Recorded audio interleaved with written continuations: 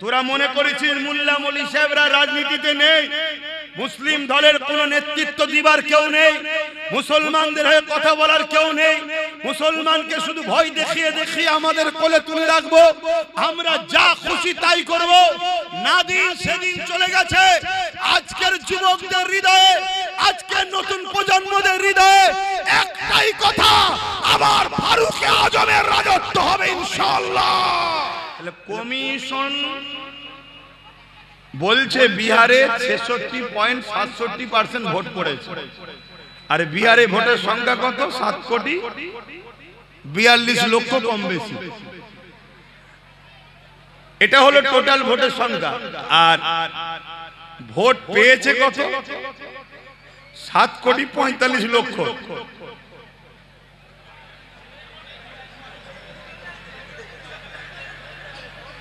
100% vote পড়েনি, পড়েছে কত? 67% ভোট পড়েছে। তাহলে 1 কোটি থেকে 67 লক্ষ হয়, তাহলে 7 কোটি যদি হয় 6-7 কে 42, মানে রাউন্ড ফিগারে বলছি 5 কোটি লোক ভোট দিয়েছে। আর ভোট পেয়েছে কত? 7,45,00,000।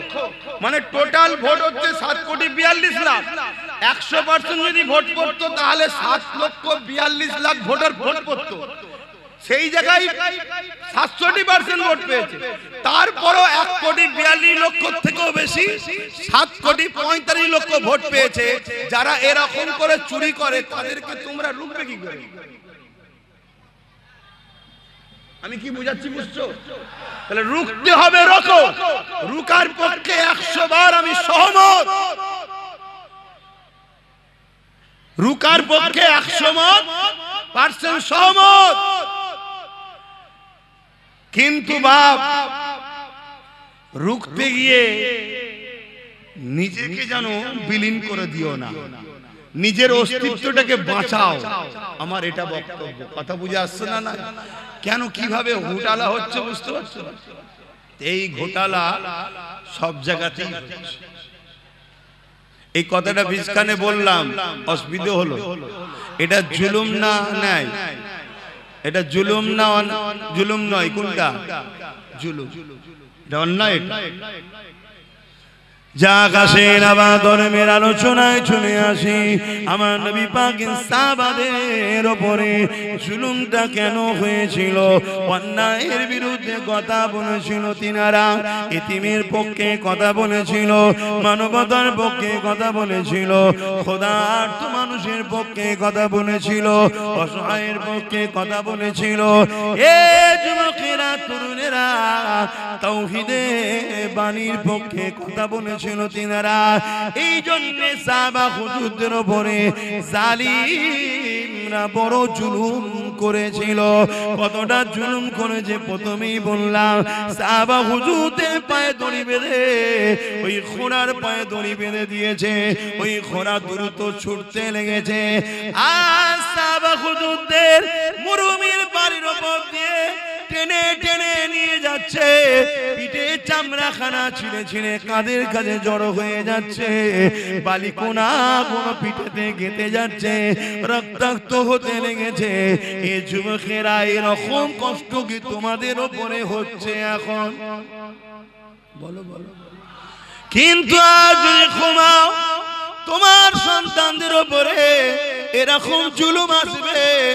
আজ যদি তোমরা না জাগো, এখনো তোমরা এক মুঠো যদি হও, আল্লাহর জাত পাকের কসম করে বলছি, যার কুদরতিয়াতে আব্বাসের জান রয়েছে, ইনশাআল্লাহ এমন একটা জমিন আমরা করে রেখে যাব, যদি ফসল আমরা না খেতে পারি, মাঠটাকে চাষযোগ্য করে যাব।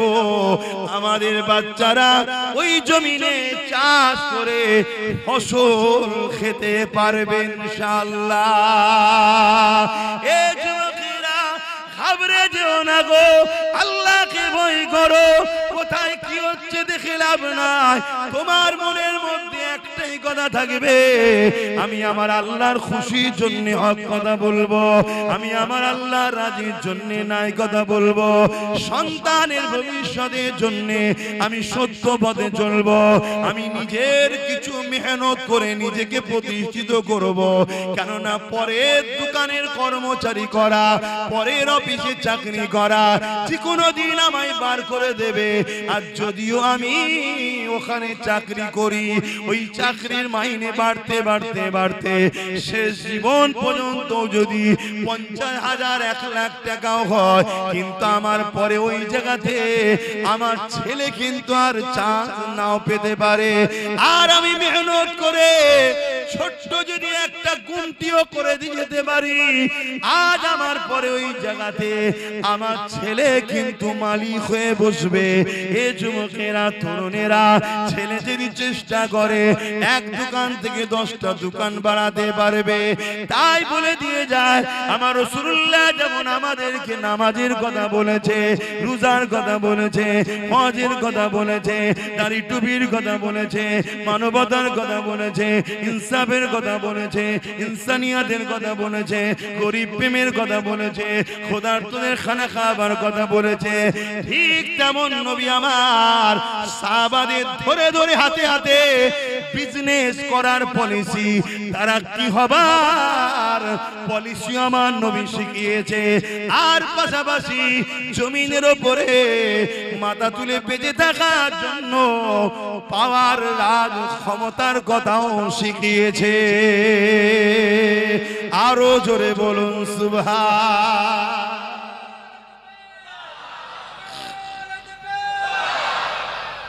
আর আজকে নামাজটা নিলেন, মসজিদটা নিলেন, রোজাটা নিলেন, হজটা নিলেন, সবটা নিলেন, আর রাজনীতিটা ছেড়ে দিলেন।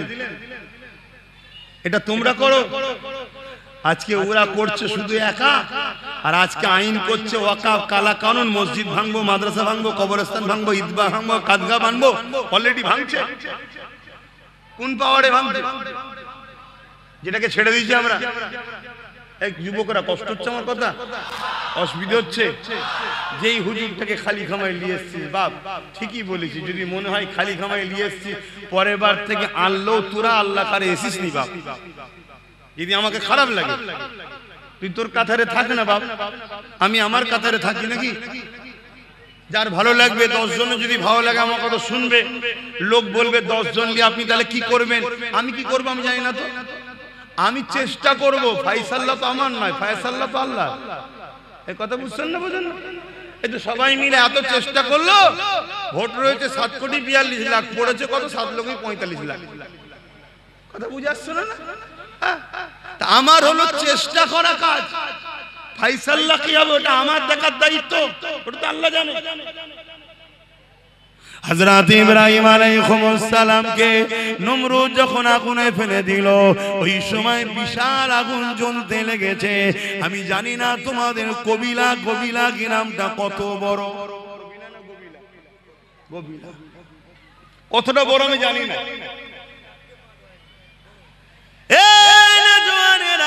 কিন্তু ইরাকের জমিনে ব্যাবিলনে যান, গিয়ে দেখেন ইব্রাহিম নবীকে যে জায়গায় আগুন তৈরি করে বাদশা নমরুদ ফেলেছিল, কি জন্য ফেলেছিল? বাদশা জুলুমের বিরুদ্ধে ইব্রাহিম নবী ছিল, বাদশা শিরকি রাস্তায় ছিল, অন্যায় রাস্তায় মানুষকে ডাকতো, বাদশা কুফরি রাস্তায় মানুষকে জোর করে ডাকতো, বাদশা মানুষের উপরে জুলুম করত, বাদশা মানুষের উপরে অত্যাচার করত, মানুষকে দাসী বানিয়ে দিয়ে তার দাসত্ব মানুষকে করাতো। এই সময় ইব্রাহিম নবী জালিম নমরুদের বিরুদ্ধে যখন কথা বলতেছিল, ইব্রাহিম নবীকে অনেক দিক দিয়ে নমরুদ হত্যা করার চেষ্টা করেছে, কোন দিক দিয়ে যখন পারেনি, ইব্রাহিম নবীকে নমরুদ বিশাল আগুন তৈরি করে ওই আগুনের কুণ্ডুতে ইব্রাহিম নবীকে ফেলে দিয়েছে। ইব্রাহিম নবী ওই আগুনের কুণ্ডুতে যখন পড়তে লেগেছে, আমার আল্লাহ পাক বলেছিলেন এই আগুন ইব্রাহিমের জন্য আরামদায়ক, ঠান্ডা হয়ে যাও গো, সঙ্গে সঙ্গে ফুলের বাগান তৈরি হয়ে যায়। চারিদিকে আগুন, বিচকানে ওখানে ফুলের বাগান তৈরি হয়ে গেল। তার মধ্যে ইব্রাহিম নবী খুঁজছে ফিরছে আল্লাহর জান্নাতি নিয়ামত খেতে লেগেছে। অনেক বড় কথা, আমি ওদিকে যাচ্ছি না, আমি যে বিষয়টা আমার যুবকদেরকে, মায়েদের বাপেদেরকে বোঝাচ্ছি। এ যুবকেরা মন দিয়ে শোনো। ওই সময় দেখা যায় দুটো আল্লাহর মখলুক, একজন চোঁচে করে পানি নিয়ে এসেছে ইব্রাহিম নবীর আগুনে দেবে যাতে করে আগুনটা নিভিয়ে যায়। এত কম পানি তার চোঁচে রয়েছে, যার নাম হলো আজনাই, যে কিনা 2-4-5 ফুট হয়তো পানি হবে। ওই পানিতে ইব্রাহিম নবীর আগুন কি কোনোদিন বন্ধ হবে মনে হয়? একটা বিশাল গ্রামের মতো এলাকায় আগুন জ্বলছে, এই মাঠটার মতো নয়, বিশাল বড় একটা এলাকা, একটা গ্রাম, এত বড় এলাকা গর্ত করা আছে, সেই জায়গাতে আগুন ধরিয়েছিল। এত বিশাল আগুনে ওই একটা মখলুকের 5-6 ফুটা পানি যে চুঁচে করে আনতে পারে, তার এই পানিতে কি আগুনটা বন্ধ হবে? একটু বলুন, বিবেককে বলুন। কিন্তু ও ইব্রাহিম নবীর বিরুদ্ধে না পক্ষে? আগুনটা বন্ধ করার চেষ্টা করছে, কিন্তু হবে কোনদিনই। কথা বুঝে আসছে? অপরদিকে আরেকটা হলো গিরগিটি। কি নাম? গিরগিটি। যারা রং পাল্টায় এদেরকে গিরগিটি বলা হয়। কিছু গিরগিটি নেতাও বেরিয়েছে, আছেন না? না, আপনার সঙ্গে ইফতার খেয়েছিল, আপনার সঙ্গে একসাথে বসেছিল, কি পূর্ব মেদিনীপুরে গিরগিটির মতো রং পাল্টেছে না পাল্টাইনি? জোরে বলে। এখন আবার কালকে লাড্ডু খাওয়াচ্ছে, বলছে এবারে আমাদের বাংলা। অত সহজ না, কথা বুঝে আসছে না? না, যতটুকু পেয়েছিস দিদির দয়াতে পেয়েছিস, বেশি আর কথা বলিস না, আমরা সব বুঝি। তোরা দুজন সেটিং এ আছিস, অন্য কাউকে বিরোধী রাখতে চাইছে না, তোকেই রাখতে চাইছে। কেন? তুই থাকলে এ যা করবে তুই ধামা চাপা দিবি, আর তুই যা করবি এ তোকে সিকিউরিটিদের নিরাপদে রাখবে। অন্য কেউ বিরোধী হয়ে গেলে তোদের দুজনেরই কপালে বাস পড়ে যাবে। কি গো, কথাটা কি ভুল বললাম না? আপনাদের খারাপ লাগছে? এই যারা দাঁড়িয়ে আছেন বলেন, অসুবিধা হচ্ছে? আমার তো সোজাসুজি কথা, কাউকে তো ধরে আনিনি। বা এই গিরগিটির মতো শুধু রং পাল্টা। একদিন মাথায় টুপি দিয়ে সাদা পায়জামা পাঞ্জাবি পরে এসে খুব ইফতার খেয়েছে আমাদের সাথে। খেয়েছে না খাইনি? আমার সাথে না খেলো, আমাদের সাথে তো খেয়েছে নাকি? হ্যাঁ, অনেকে মনে করেছিল ভালো হবে, হয়তো ভালো। ন্যাস তুলে দেখেন এড়ে না বেড়ে দেখেন। কথা বুঝে আসছে? ঘুমটা দেখেছে, মসজিদে ঢুকিয়ে দিয়েছে। জানে না যে মসজিদে ঢুকাতে কিরম হচ্ছে না? হয়নি? ঘুমটা দেখেছে, কলিকাতার ঈদগাহ রেড রোডে নামাজ হয়, ওখানে নিয়ে চলে গেছে। এই ঈদের নামাজে যাওয়া যায় মহিলাদের? নিয়ে চলে গেছে। তাহলে এটা ধর্মকে নিয়ে কি খেলা করা হচ্ছে না? ও এর বিরুদ্ধে কেউ কোন মিডিয়া করে আর করে বলবে না। আব্বাস সিদ্দিকী এই যে বলছে, এর মধ্যে থেকে আর কি খুঁত পাওয়া যায় দেয়, ওইটাকে কেটে ছড়া। কেন? এদেরকে দুনিয়ার বেঈমান নেতারা অর্থ দিয়ে পুষছে। চালাও চালাও, চালিয়ে যাও। কত ফেরাউন এসেছে, কত নমরুদ এসেছে, কত আব্দুল্লাহ ইবনে উবায়ও এসেছে, মুখ ভর্তি দাড়ি, মাথায় টুপি, বড় পাগড়ি ছিল, বড় জুব্বা ছিল, বড় জাননেওয়ালা ছিল, বড় বক্তা, বড় কোরআন জাননেওয়ালা। এমনকি নবী পাকের সোজাসুজি নামাজ পড়তো, আবু বকর সিদ্দিককেও দাঁড়াতে দিত না। কিন্তু কোরআন ঘোষিত সে জাহান্নামী হয়ে গেছে। কথা বুঝে আসছে?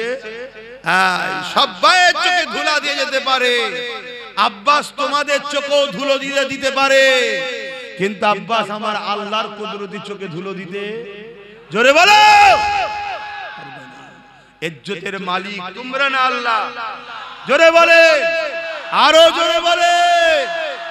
অতএব আব্বাস যেখানে যায়, আল্লাহ শুকর করে বলছি, মানুষের ভিড়ে ঠেলাতে চিৎকার চেঁচামেচিতে ওয়াজ করতে পারছি না আমি।